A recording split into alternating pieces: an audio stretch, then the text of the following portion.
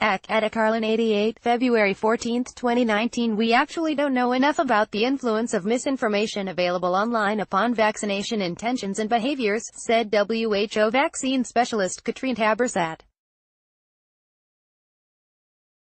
What we do know is that there is an element of echo chambers in this.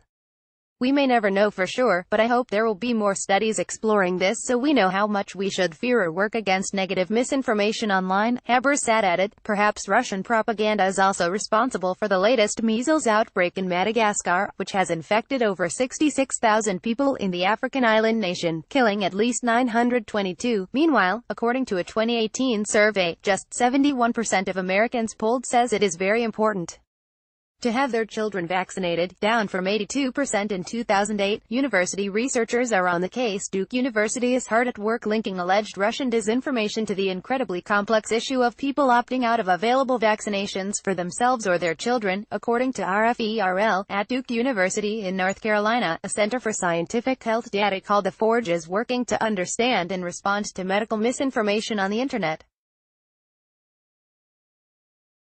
Forge Director Robert Califf, a former commissioner of the U.S.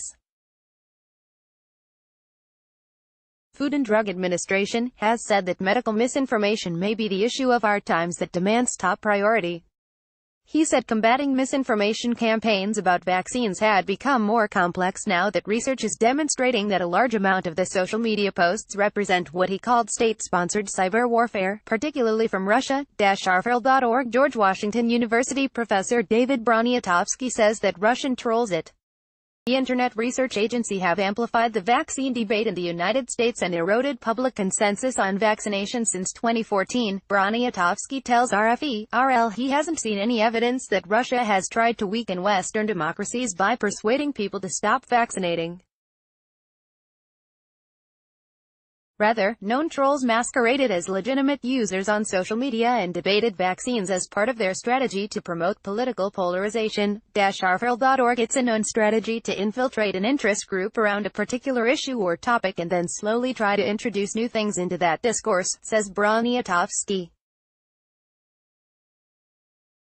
The trolls are reportedly adept at getting access to a vulnerable subgroup and getting followers from that subgroup via social media platforms, after which they get their followers to retweet messages about other issues that are in line with the Kremlin's agenda. According to RFERL, information warfare, or just information, as we noted last year, concerned parents making the choice to vaccinate their children must weigh the benefits of protection from both deadly and typically non-fatal diseases, against research pointing to adverse reactions in some patients, typically from metallic adjuvants which enhance the body's immune response to the vaccine. Perhaps instead of Russian trolls, the primary driver behind the choice not to vaccinate has more to do with the general availability of information over the Internet, such as peer-reviewed studies and federal vaccine courts which have paid out more than $4 billion via the National Vaccine Injury Compensation Program, VICP, in July of 2018. For example, a $101 million settlement was reached for an infant who suffered a severe reaction to the measles, mumps and rubella vaccine. That said, the more than half of the awards granted through the VICP have been linked to the influenza vaccine, while the MMR vaccine accounts for less than 5% of cases. A 2009 study from the University of British Columbia which injected mice with a human equivalent dose of aluminum oxide found in some vaccines, observed that the multiple aluminum hydroxide injections of experiment 2 showed profound effects on motor and other behaviors as shown in Figs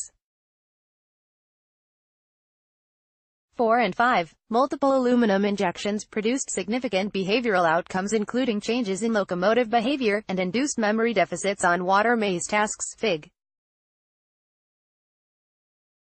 5. Of note, the MMR vaccine for measles, mumps and rubella does not contain aluminum hydroxide, and a 2013 study conducted by Israeli and Italian researchers focusing on Gulf War syndrome and other autoimmune, inflammatory syndrome induced by adjuvants, Asia conditions, found that adjuvants were found to induce autoimmunity by themselves both in animal models and in humans, particularly for people predisposed to autoimmune issues. For instance, silicone was associated with silicanosis, aluminum hydroxide with post-vaccination phenomena, and macrophagic myofasciitis.